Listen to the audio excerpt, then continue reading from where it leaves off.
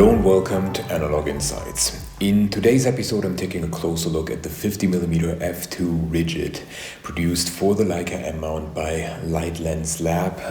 The manufacturer is known for creating high-value copies of hard-to-obtain vintage lenses, but really going the extra mile of making sure that special lens elements and glass elements are recreated based on the original chemical formulas. Just like in this case, this is an homage of the 50mm Summicron V2, a famous lens that originally came with lanthanide-infused elements, also called Leica 9 elements. And Leica Lab went through the effort of recreating these elements based on the original formula and recreated the 7 elements in 6 groups design. But they also claim that they made some improvements some changes to the lens coating for better durability and to improve the render performance of this lens. It is all an homage to the vintage Summicron V2, which was originally designed and produced between 1956 and 1968.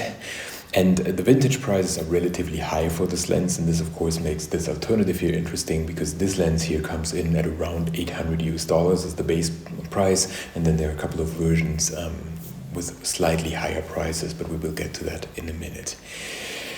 There are a couple of advantages, of course, when looking at this particular lens here. Most importantly, it comes with a 1-year warranty. It's a brand new lens. It comes with modern coatings and modern manufacturing capabilities. And in terms of the handling, it also allows you to close focus up to 0.7 meters, in contrast to the original, which had a minimum focusing distance of 1 meter, except you had the so-called dual range version with the additional special glasses that lets you close focus up to 0.48 meters. All this, of course, makes this homage a very interesting alternative to the vintage original, and also Leica Lab already have a track record of creating fantastic lenses, and this year is certainly no exception, so you get quite a value proposition looking at the price and looking at the lens that you get, and I was very curious to give this one a try. I took it with me on a recent trip to Mallorca, shooting some Ilford Delta 100, Kodak Gold 200 rated at 160, and some Kodak Actor. And then I was also curious how this lens would perform when shooting portraits, so I asked a friend whether I could take some portraits of him, shooting some Ilford FP4. As always, all the photos were developed and scanned by my trusted on-film lab in Frankfurt, and I can't wait to share the results here with you and of course take a closer look at this beautiful lens. So let's dive in there.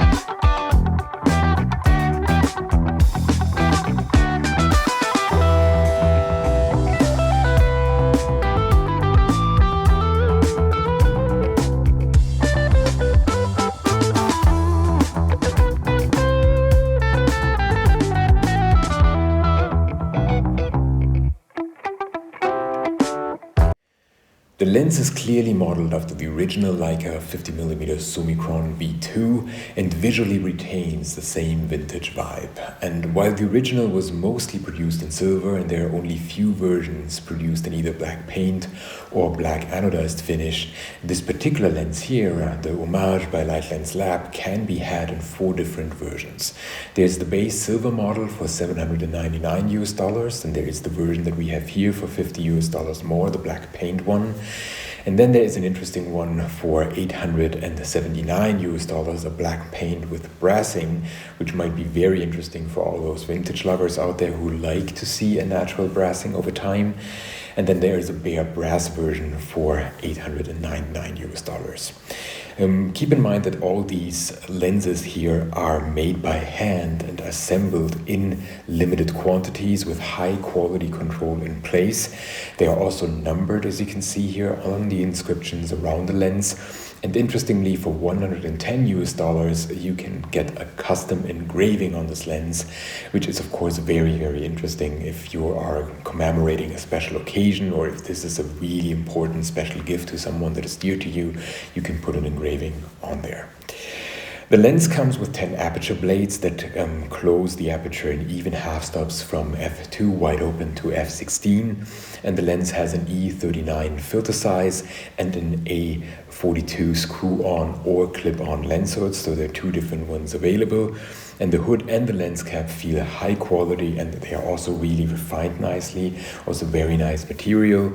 And the focusing tab feels very nice and locks at infinity, just like the original, and also like you would expect from such a vintage homage.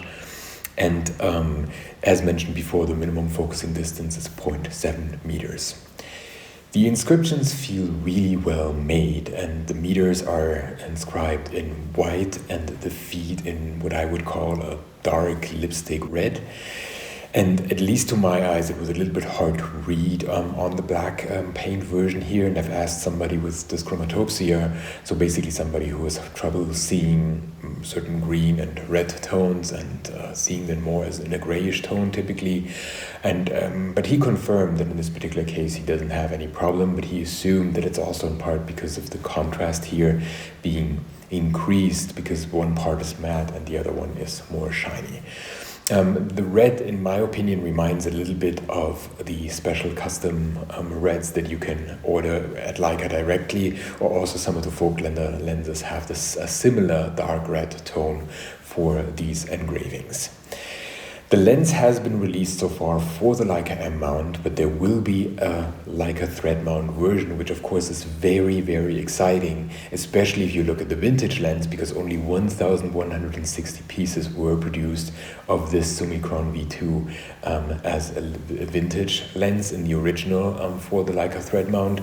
And of course these are very, very hard to get, and tend to be very expensive. It's also difficult to get versions that don't suffer from any kind of fungi or have any kind of other balsam separation or similar problems.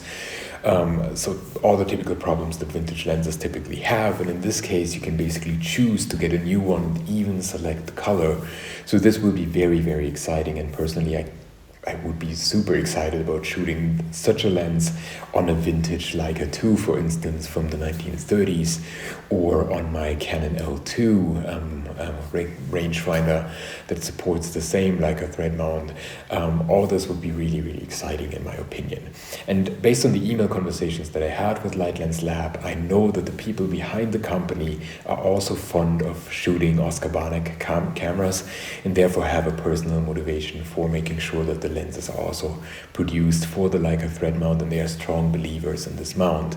And personally, I think this is worth supporting because there are certainly too few manufacturers these days, without a doubt, producing still for the Leica thread mount.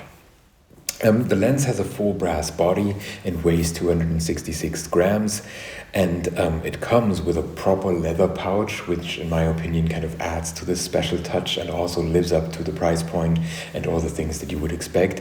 So the entire experience of unpacking it and getting it out of its pouch and so on, and also packing it when going out for a shoot, feels very much like you've purchased an original Leica lens, and you definitely know for what you're spending the money, in my opinion. And now the big question is, how does it perform optically?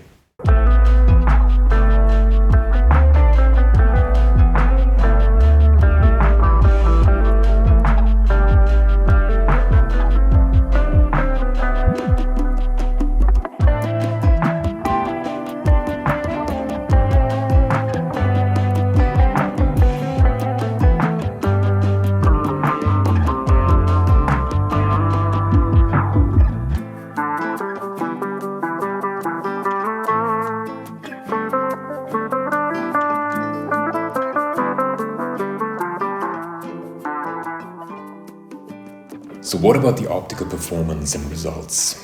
To be honest, I had very high expectations. I mean, this is an homage to a legendary Summicron. So a lens that used to be the benchmark at the time it was produced. And then you have the modern manufacturing capabilities and Light Lens Lab claiming to optimizing the coating for improved performance. So I had really, really high expectations. And to be honest, these were met. So what you get is a wonderful, beautiful, creamy bokeh, a really nice foreground-background separation that really draws you in and creates a lot of feeling, for lack of a better word, in these images. The resolution is really, really high, even wide open, especially in the center of the frame. Of course, the corners, there's some fall off towards the corners, and you can really see that in images like this one, but generally you have a good resolution and sharpness, even when shot wide open, but once you stop down, the sharpness and the resolution significantly increase, and I would say the sweet spot is at around f8 or f11. You can see that in some of the landscape shots that I've done.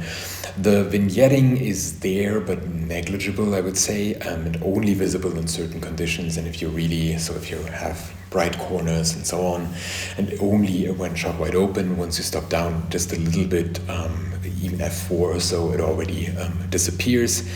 The modern lens coating ensures that you have hardly any problems with chromatic aberrations, ghosting and flaring. Of course, when shooting directly against the sun or certain reflections like I did here with that pool, you can force some ghosting and flaring, and this is of course what I try to do here, but I wouldn't say it's a prominent problem that is kind of causing trouble when shooting this lens regularly. So in my opinion, Light Lens Lab really managed to retain what makes this vintage lens so great, but optimizing and removing the kinds of things that are sometimes a nuisance when shooting vintage lenses. And this applies also to color. In my opinion, the color reproduction is simply fantastic. As I've mentioned, I was shooting Kodak Ektar and Kodak Go 200, and the film material really captured exactly the colors together with the lens that I saw on site. And this is also special because sometimes with vintage lenses, they're either good for black and white or for shooting colors, and in this particular case, it's just working perfectly fine for both. And this I really appreciate. And I mean, look at the results here. Some of the images really give you a lot of details here. You get a lot of resolution out of the film material. Like on the store here, you see a lot of details, or here in the Canon. And as I've mentioned, for me, this lens brings out a lot of feeling, and this is exactly what I'm looking for in a lens. A huge advantage is also that you can shoot it at close distances, so the 0.7 meters really come in handy in comparison to the original, and I've tried it shooting some of the portraits, and here you can really see how close you can get, and also here some of the trees and leaves and so on that I've shot in Mallorca. You can really see how close you can get and what it does in terms of a creamy bokeh in special atmosphere. So optically, a fantastic lens that really improves upon the original and results in a really, really nice optical performance.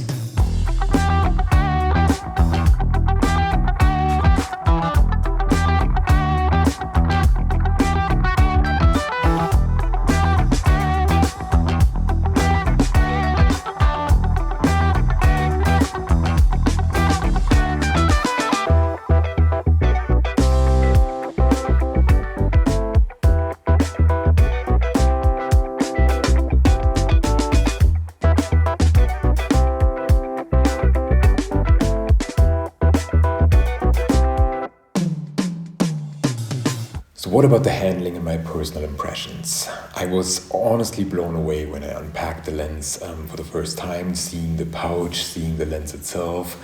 I think it's a beautiful lens, this black paint version that I have here, even down to the inscriptions.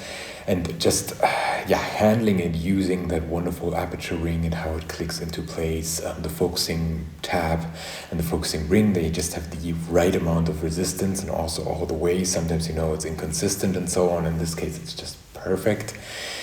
And overall, the quality lives up to what I would expect from an $800 lens and what a light lens is kind of promoting. So it's a really, really solid and beautiful lens for the money.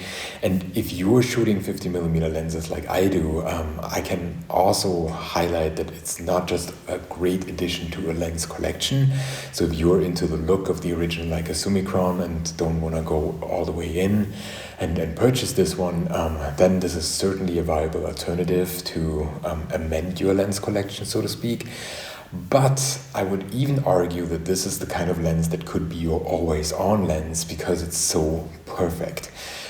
It's relatively light, it's so compact that there is no finder blockage at all in my particular case here with my Leica M6 and a 0.72 finder.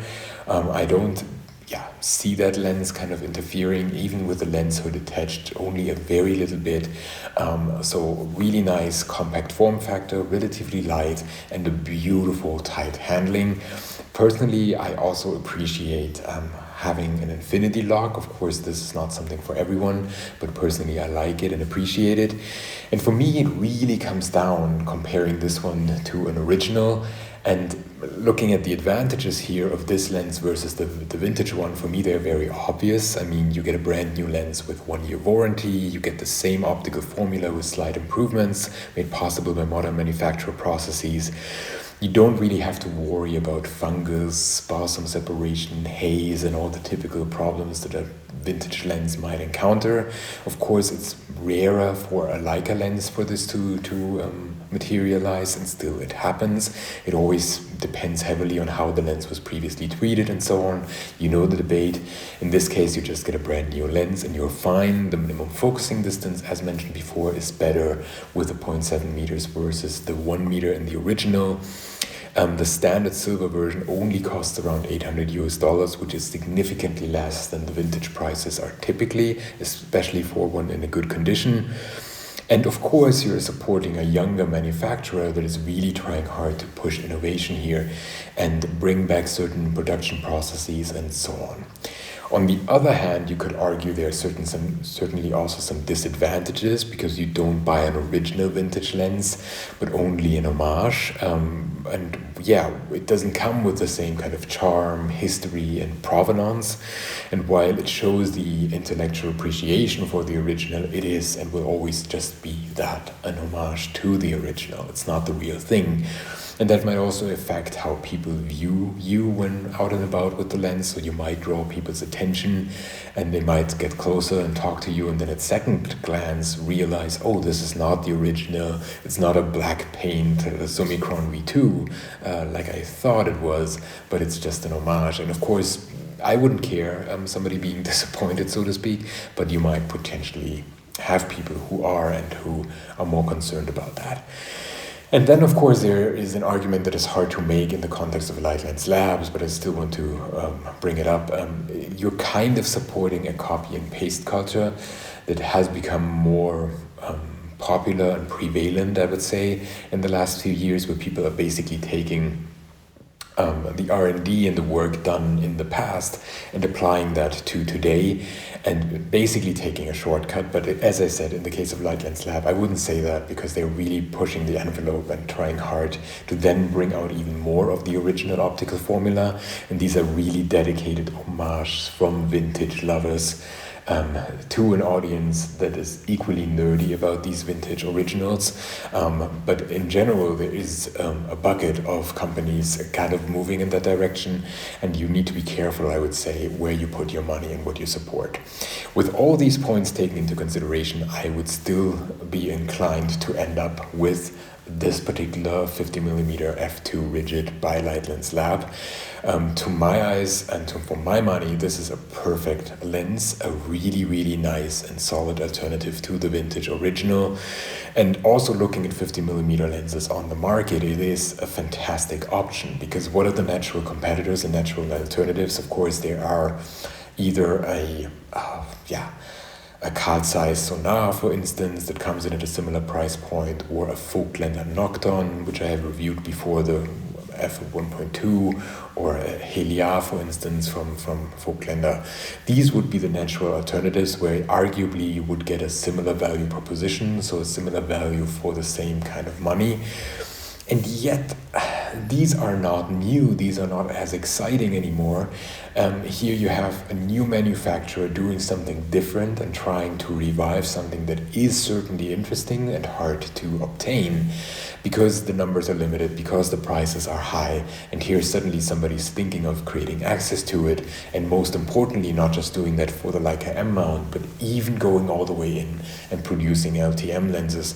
And personally, I'm sometimes a little bit disappointed with Vogtländer and others that the LTM lens range is so limited. I would prefer to see more in that direction, and I really appreciate Light Lens Lab for doing that. So overall, I really enjoyed shooting this lens and I couldn't identify any major problems. The lens comes with all the things that I would expect. I personally also appreciated having this little bit of extra close focusing distance, especially for shooting portraits. And also the overall package with the accessories and so on are really, really nice. I appreciated that I can just use my existing E39 filters. So this works perfectly. And the only small downside is if you're using the lens hood here, then of course the lens cap wouldn't fit anymore, but this is a common problem that is not unique to this particular lens. So overall, a fantastic lens and great value for the money.